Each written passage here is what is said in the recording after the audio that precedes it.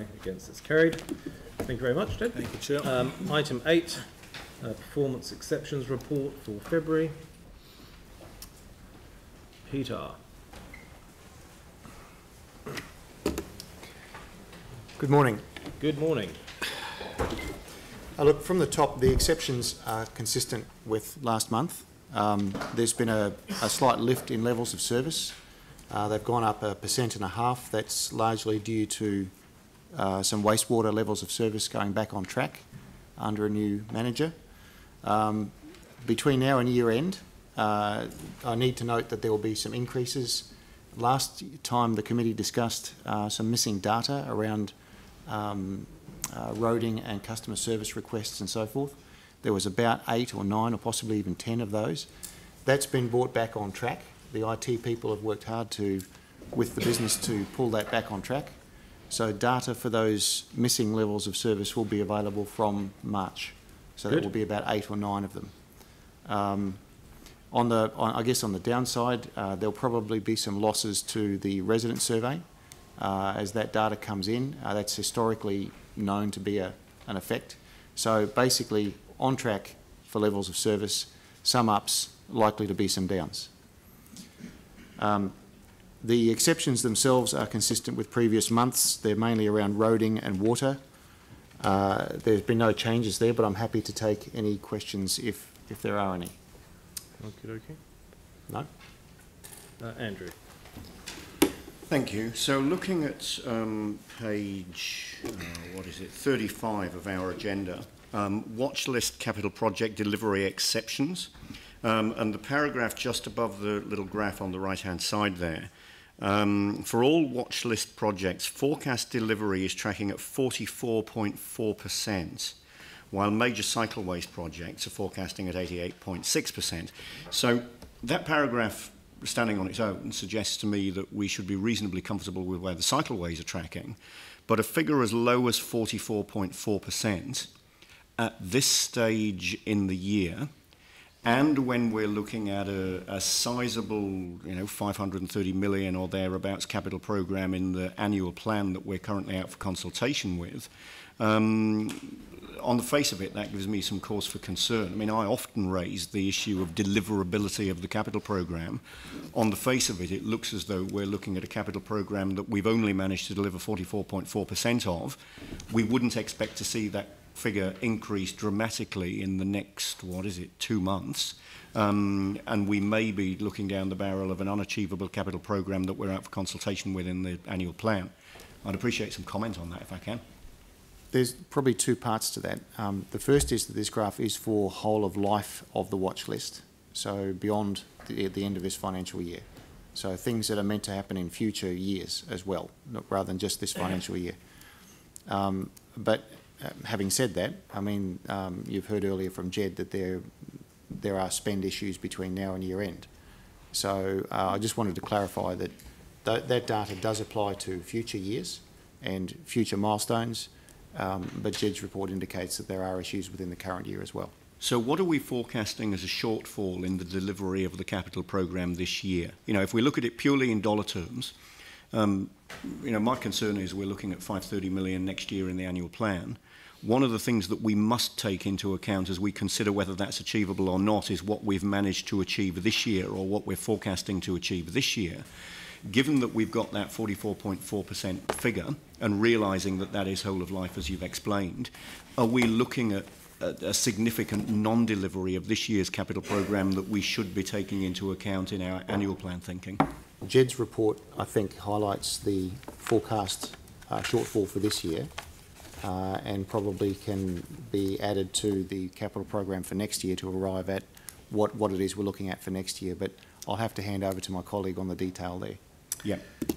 Through the Chair, the current carry forward at the end, declared carry forward from the business at the end of February was 115,115. So the business is indicating that they need to carry forward 115 million into future financial year. That was at end of February. Now, if everything is delivered from now to the end of the year, that figure likely won't change. If there's any slippage, that figure will increase. So there has to be some allowance made for obviously what we're carrying forward, and there's always a carry forward, councillor.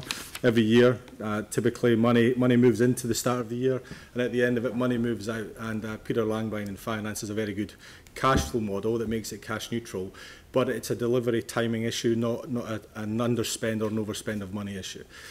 It's more how the projects have been delivered on the ground, or something is unexpected occurred, or planning hasn't equated for something. So at this time, the business is declaring $115 million would need it to be taken into future year to continue projects that are currently in flight. So there's possibly a conversation that needs to land in our annual plan considerations about the size of next year's capital budget as we firm up what that carry forward might look like as we get closer to the end of this year, realising that we need to deliver the carry forward work at the same time as the work that we're planning to do. And there's a political conversation, I guess, that we need to have about what size of carry forward we should be planning so that we're not rating for work that we're not actually intending doing. All right, that's interesting. Thank you. Dion. Oh, sorry, Dave. The finance people actually take into account what we borrow, and we don't actually borrow ahead of what our project is. If you look at the watch list, there are things that you are very aware of why things are delayed. Akaroa wastewater treatment plant, we have got it on budget, but we can't proceed until we get our resource consent. And so there are good reasons why some of those. So some of that non-delivery is purely a timing mechanism. We will deliver Akaroa wastewater treatment plant. We have to. And we've got to carry forward that money until we get that green light. Another good example is the AAC projects that are in the middle of town. And so as soon as we get the light, but we've got to carry that forward money. And we've given you the detail of those kind of projects. So a lot of that under delivery is timing, but finance don't borrow the money until we need it, and so they then make the provision for the amount of rates we need to take. So they adjust it each year depending on what the capital will be delivered this year compared to next year.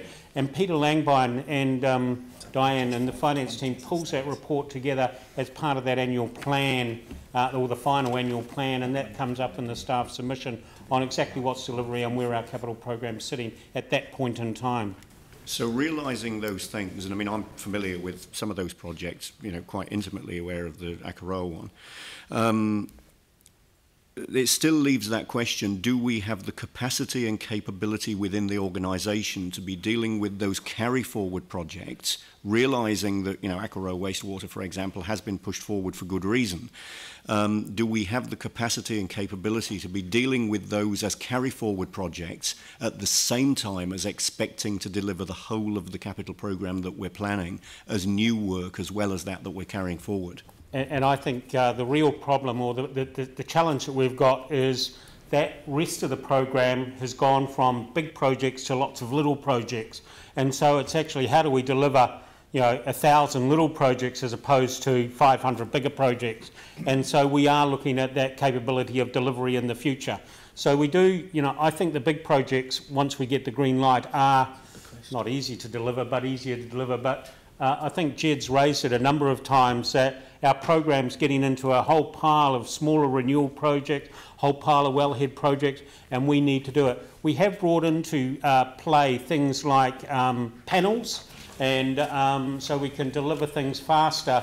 If you have a look at probably the biggest delay that I've got at the moment is actually getting all these things designed, because each one takes a little bit of design, and we are working at what are the roadblocks and how do we bring more resource in. Is that consultants, is that in-house staff? If we've got work 3 years out, it's cheaper for us to bring in-house, bring people on board to do some of that work. If it's actually a very short space, it might be cheaper to do it by contractors. I think the issue here is that when we approve a project, that we get accurate times for delivery, and I think some of the problems arise from pressure to deliver a project within a certain time, which actually is unreasonable, and then when the reality comes through, we find out there's a delay. So actually it's just about forecasting. We just need to be realistic about when projects can be delivered. And I think once we do that, this will all become a little bit more straightforward. Glenn. Oh, no, Dion, then Glenn's. Yeah, I've got a question on the citizen customer expectations for service responses. Page? Sorry, I'm looking at last year's agenda there. It's page 41, citizens and community.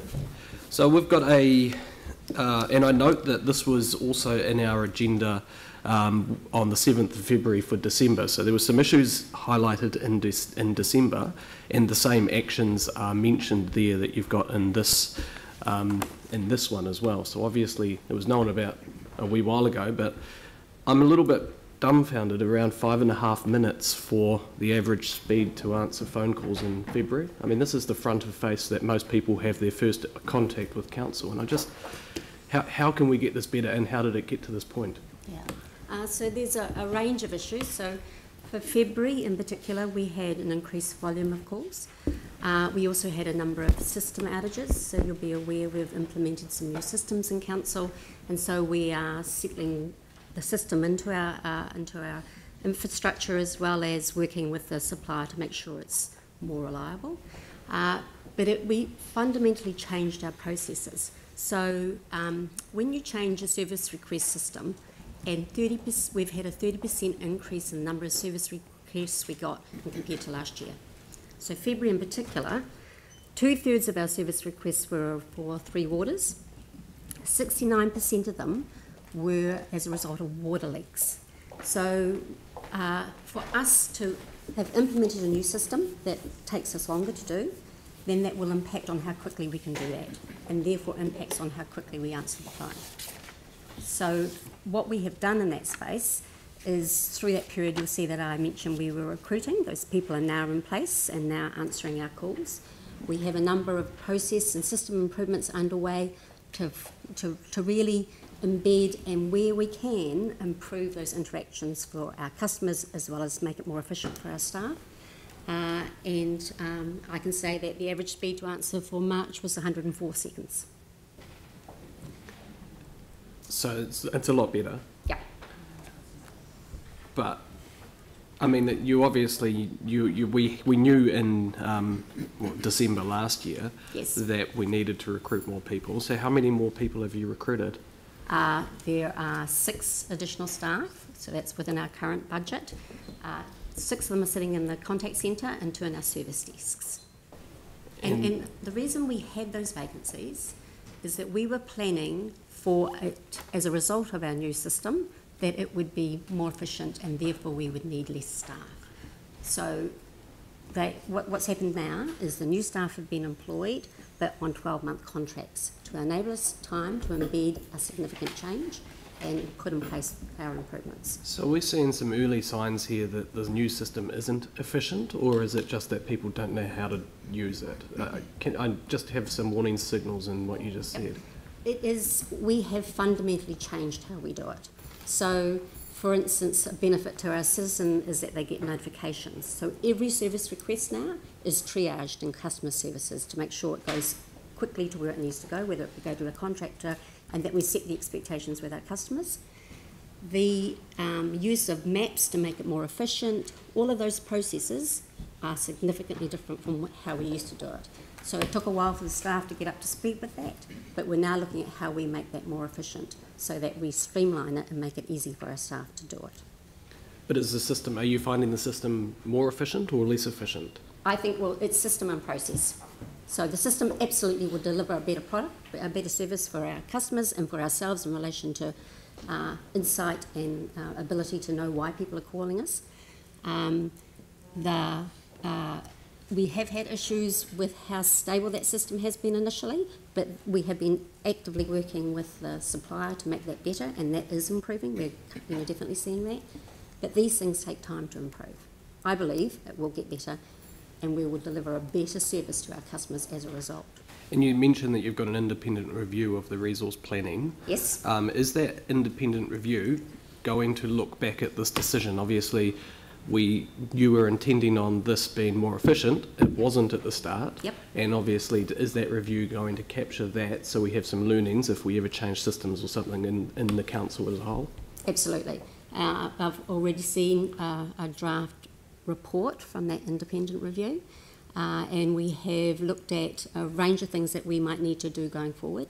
We've also had changes in customer services in we've created an analytics and insights team. The expertise we require in that team isn't quite there yet, so we're addressing that. So that's also highlighted that for us.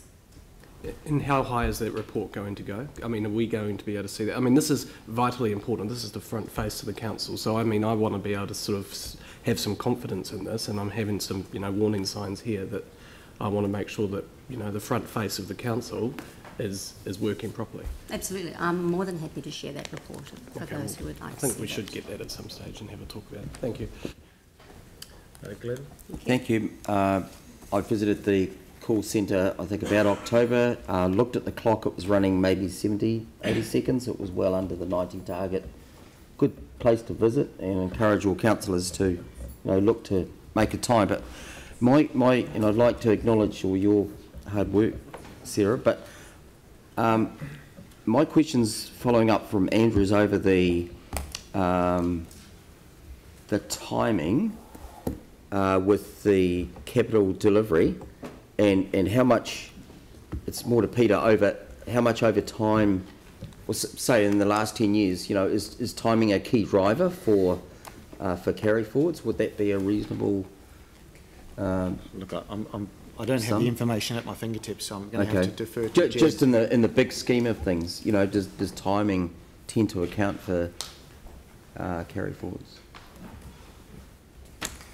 Through the chair, carry forwards are driven by timing issues.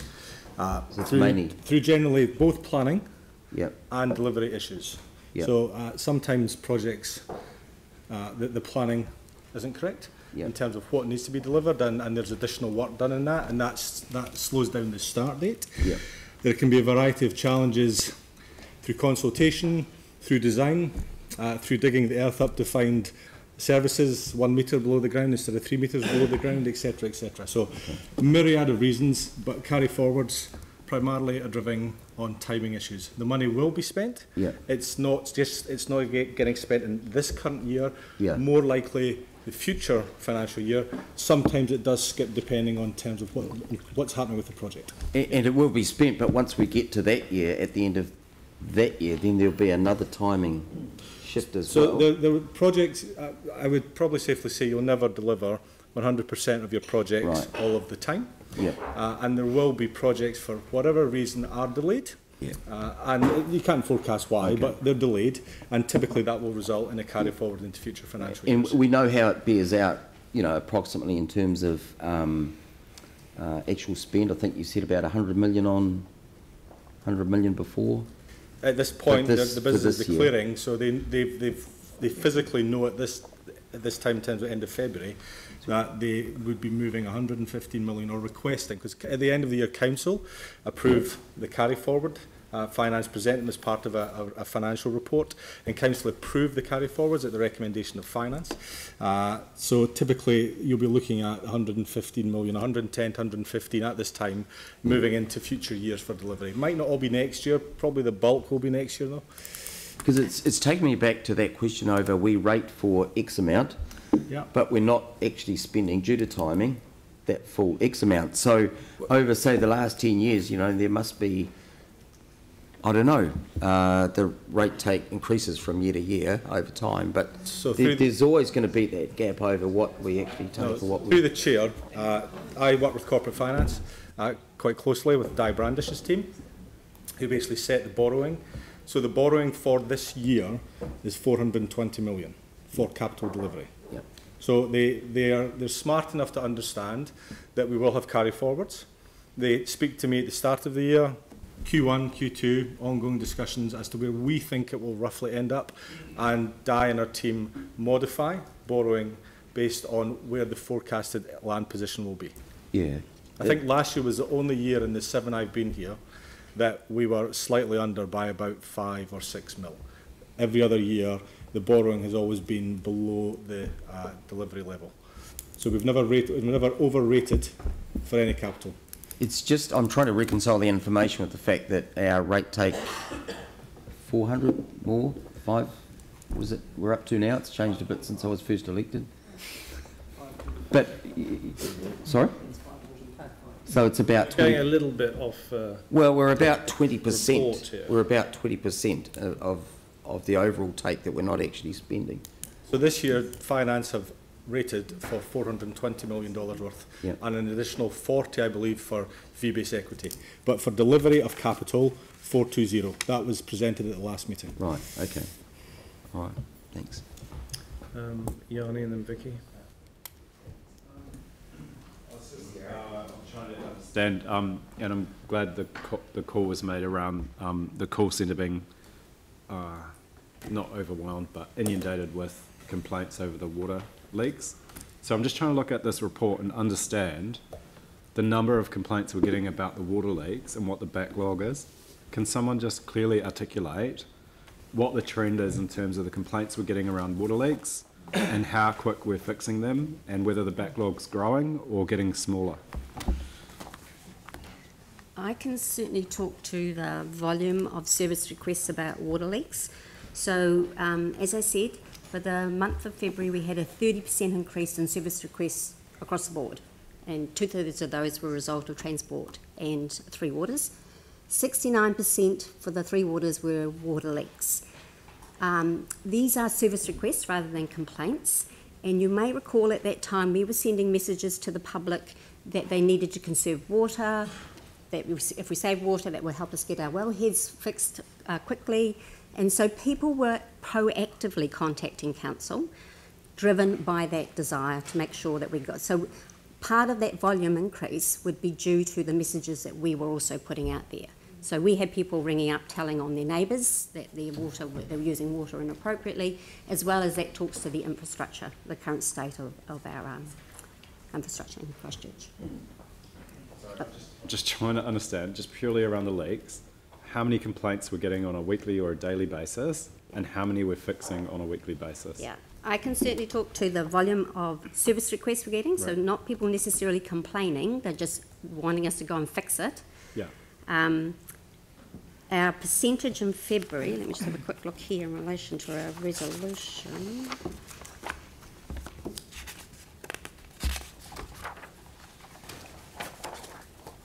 And this is in general. So in February, we had 13,812 service requests raised. 93% were closed in that month. So that sounds... Sorry. I know there's a problem with a lot of our other activities in terms of recording, you know, the specifics. Maybe it's easier I just raise the concern. I'm really concerned that we've got a huge number of water leaks happening in our city being reported, Yes. not being fixed in a timely manner.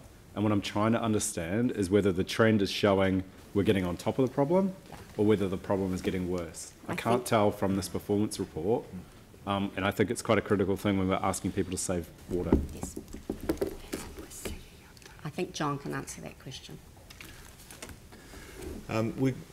We are getting a lot of additional water leak notifications, and City Care are having significant difficulty in clearing them, and there is an increase in the number on a month-by-month basis at the moment. We are looking at ways to address that. City Care have put on additional crews, and they're also undertaking extra shifts over the weekend, and we're also looking to bundle leaks as a package to put out to other contractors to try and get on top of this. So what governance decisions would be helpful, or is there any governance decisions that you would need to allocate additional resource to get on top of this work? And Dave? What is the key message that we should be giving to our community in terms of reporting? The water report's coming to ITI, and I do wonder whether this is an ITI committee issue, because we do bring the detailed 2-monthly ITI report that covers the strategies that John and his team is putting in place to do that, and I'm not quite sure, Pauline's disappeared, but there is a detailed report in there. But we have got strategies to how do we address those and get them, and we've certainly got a strategy around the prioritisation. So the big leaks are definitely being dealt with, and as we've said, the resolution rate is still a reasonably high resolution rate, even though we're getting those bigger numbers in. But Could I suggest you just send a memo to all of councillors, just answering those basic points? Sure. Thanks. So just in regards to the performance report, I'm still not clear what the measure is that's measuring the number of water leaks that we're getting and how we're meeting target or not. Is that on page 39? Is that 12.06? Is that the kind of generic one that captures that? Or is there another one that we've got that we don't have in front of us because we don't have the information? Could you just bear with me for a moment? Yeah, that's cool. I mean, you can come back to it later if you want the time to kind of look at it. I'm just simply trying to understand, I appreciate that he will get a lot of detail. Just from a performance point of view, I just wanted to kind of understand what the measure is that's capturing that. And if we don't have a measure, maybe we could put one. We'll include that in the memo, Councillor Yes, Johansson. so if you put that into the memo, Correct. yeah.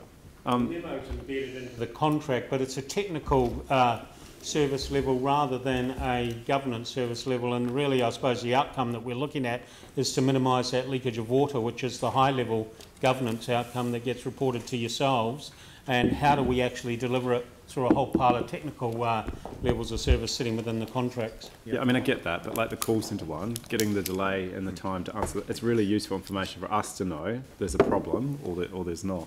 So I think it is important. The other question I had was in regards to the cycleways. You're saying that on page 36 that the MCR Heathcote Expressway Section 1B Charles to Tannery is on completion, it's yellow, and it's going to be complete March 2019. My understanding is a section of it hasn't even been started yet, so I'm a bit puzzled as to why it's showing that date and what the actual date is for it being finalised.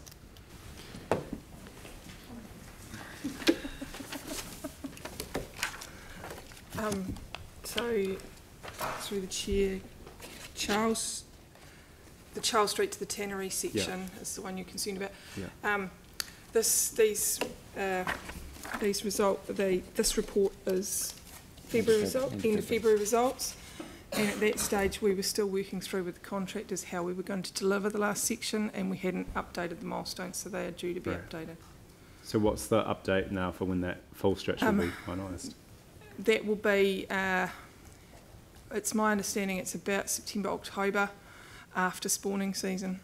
We can't get in there until after the spawning season's happened to do that work. Right. So it's been contracted. Is there any safety concerns or any temporary mitigation that you've considered? The team have looked at it, and it's my understanding there are no safety concerns, and they are keeping an eye on it as we run through it. But we can't do the work. Won't give us the consent to do the work. Okay, Vicky? Two questions, if I may. Page 50, item 20, assisted housing. I'm assuming that's the shared equity scheme. Am I right? I'm sorry, it's jumping around a little bit. I'm having a bit of trouble keeping up. Page 50 in the table, item 20.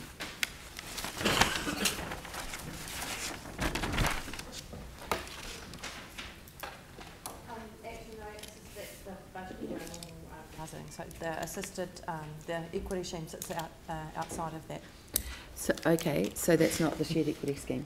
Sorry, no, those figures actually relate to the social housing. Social housing. Led out of Bruce Rendell's team. So that's social housing, which we usually call social housing? No, well, it's called assisted housing in the activity plan, the service the plan. name It's of called the activity. assisted housing.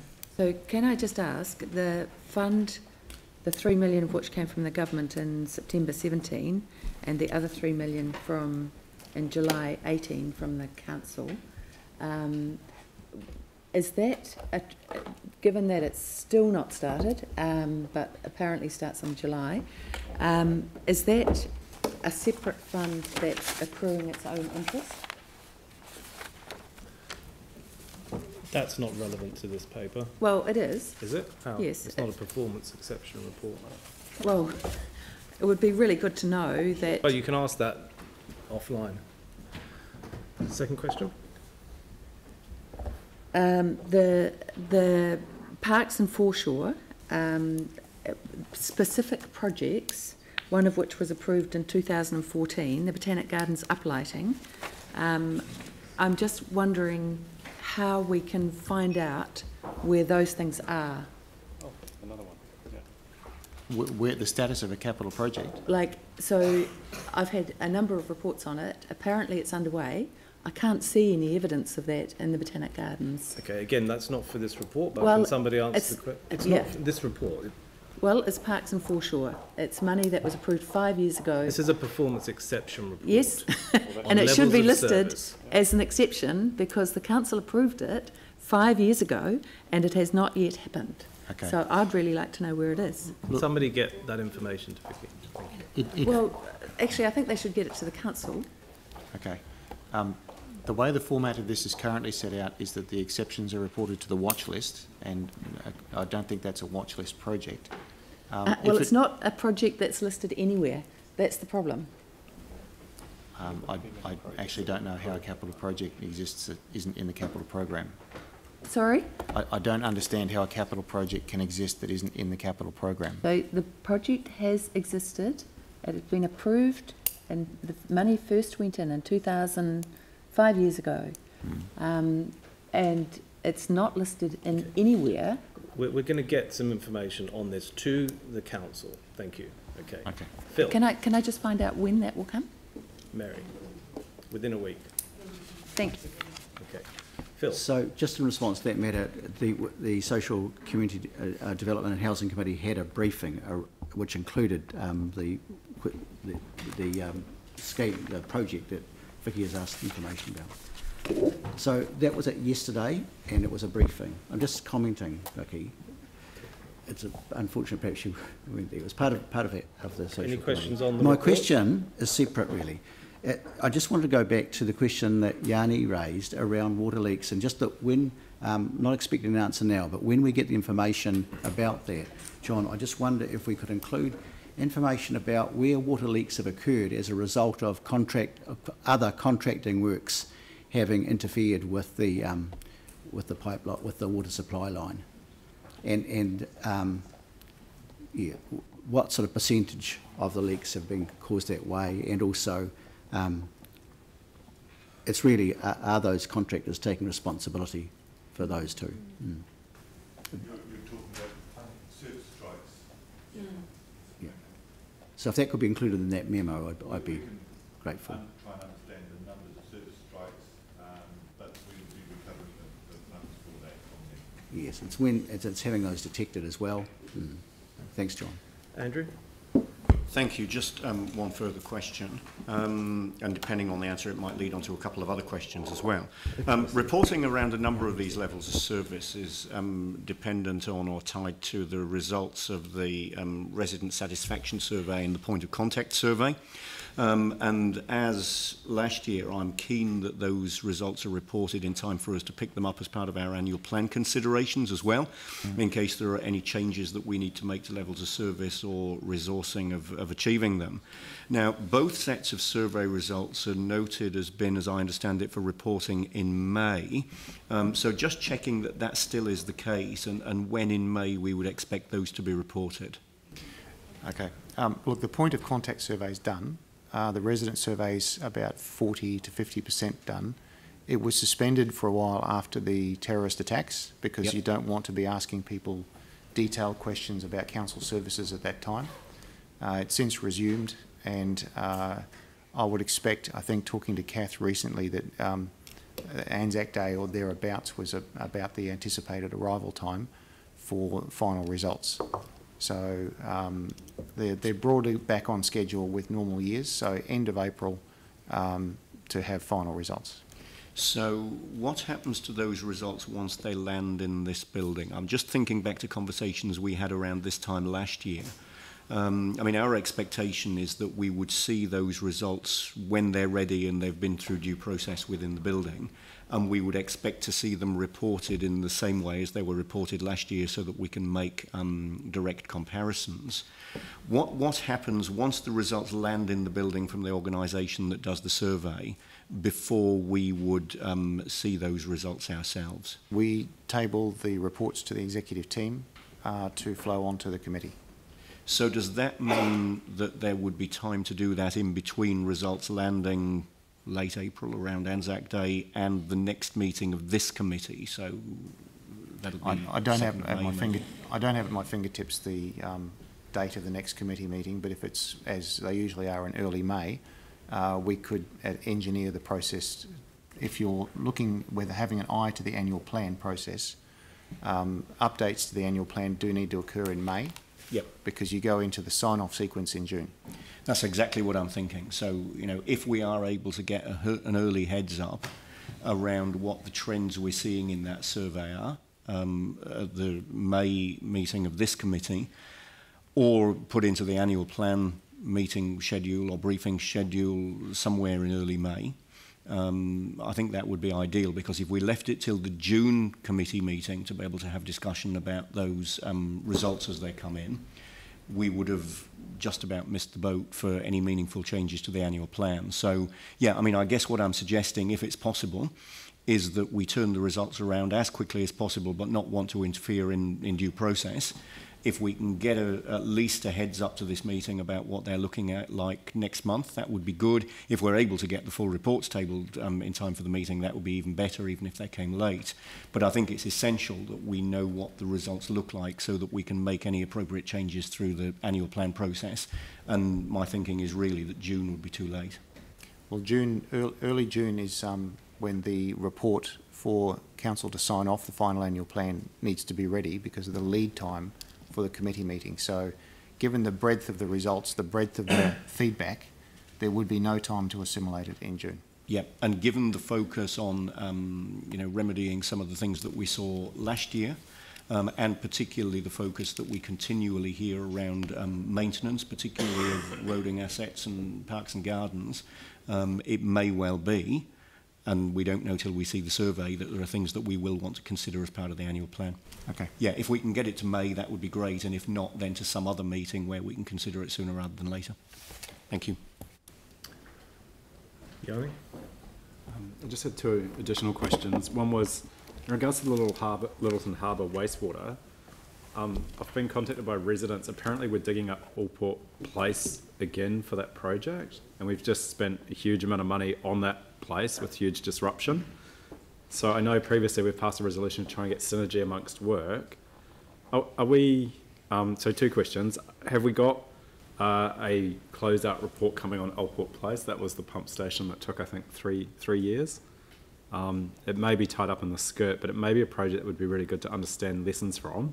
So hold on, so your first question was, do we have a closeout report on a project? Yeah. Okay, that's again not related to this. Okay, report. So just in terms of the Littleton Harbour wastewater one, obviously that's got an impact in that community, and I just wanted to understand what synergy we've looked at. It's quite hard for residents to understand why we're digging up a huge road again, or sorry, having a huge okay, Yanni, road. I'm going to, Dave, can you speak to, can we have a memo answering this question? So I've had a memo about Port Hills Road, but I haven't had anything about... It's not a performance exception, unless you can point to something.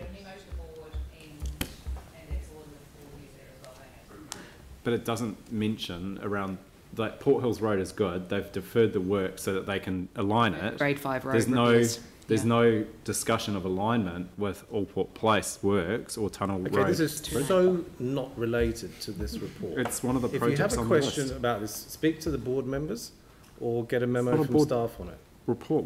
I don't think we've ever had a board report on it. Well, maybe you should. Maybe it's a good thing to do. Fine, we'll We just get memos. So it's on here. It's listed on the watch list, on the performance report, with the exception. It's listed as amber. So... Look, okay, so we get some detail. So we can just get some detail on what synergy is able to be brought to that project. And the second question, which is definitely on here, is around the noise complaints. And just increasingly concerned that we're missing our target on noise, and particularly over the time period in which we would expect to have a large number, you know, the summer period with a number of significant noisy events. So can you just give us some understanding of what's happening there? This is on page 48. We've previously had issues with Armagard, and yeah, I just wanted to understand what we're doing a bit more around that. And secondly, just wanted to understand, if people don't respond to a complaint, what does that do in terms of the response time? Okay, so what we are doing in that space initially is we are meeting with Armaguard contractual management team, and we are reviewing weekly with them as to what we can do.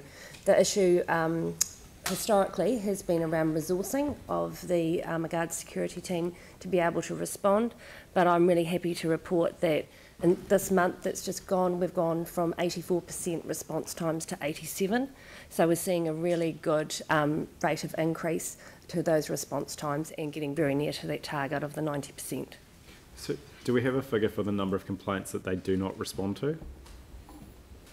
I haven't got that with me. I could. Right, so if they don't respond to a complaint, in terms of meeting the time in terms of within an hour, what does that do to this performance measure?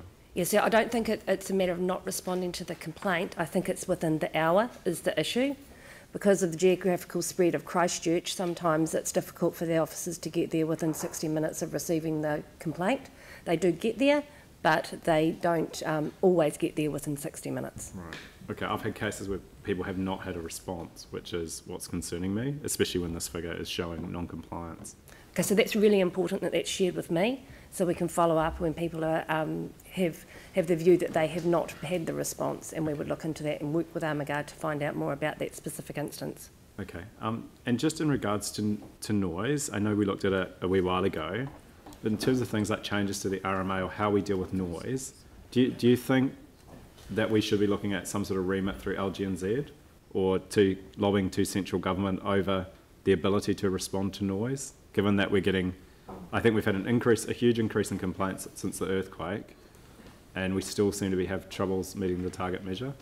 So it's not our understanding that we've had a huge increase since the earthquake. In fact, the noise complaints have plateaued in the last 2 years to be around about 1,100 per annum.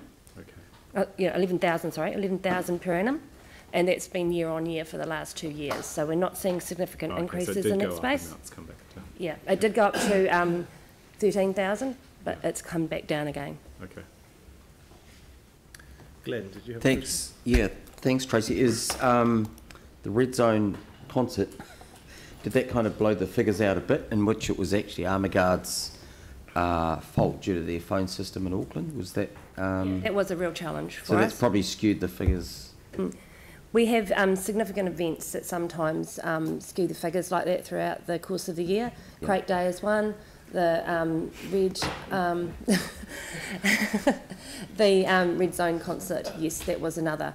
And what we are sometimes challenged is we don't know that these events are occurring prior to them happening. Yeah. Sometimes we do, but sometimes we don't. And Armaguard's telephone system failing on that specific incident did have an impact. Yeah, even our own team couldn't get hold of Armaguard. That's how bad it was at the time of that concert. So. Tim? Thank you. Kind of being the bane of the council's problems for about 30 years, running events, etc. But my involvement with your team has been outstanding. But when you mention about resourcing, is that partly financial budgeting? So you are restrained within the budgets that you are given from council to staff and to equip? No, it's a contractual arrangement we have with Armaguard. So Armaguard have the obligation to meet that contract, and they need to manage the resourcing to do so. Okay, thank you. Cheers. Aaron? Just following on from Yanni's question around a remit, isn't the problem around sound that it's subjective? That gone are the days of someone turning up outside your property with a meter and it would say 80 dB, you're over, or 80, you're whatever, pick a number, but wasn't that a better system? And once we moved to subjective in maybe the 90s, now someone turns up and goes, oh yeah, that's quite loud. It has to be deemed to be excessive. Which is subjective. Yeah, we still do monitoring of like Ruapuna, for instance. Right. But when a Armaguard officer is going to respond to a residential stereo noise, they are trained in identifying what is deemed to be excessive, and they make the call when they're actually at the premise. Right. So yes, you're correct, there is a subjective element to it. So wouldn't it be simpler that when you have a city plan that obviously inside the 4 ABs there might be one rural, Blenheim Road, it might be a rating, and then a quiet little cul-de-sac up the hill would be completely different. So would it not be a better system to have actual numbers that they use? Well, potentially. Yeah. Is there a way that we can help with that? Well, or is that set by central government, a rule like that? The district plan? No, that's set by you guys. Being able to set those rules around sound.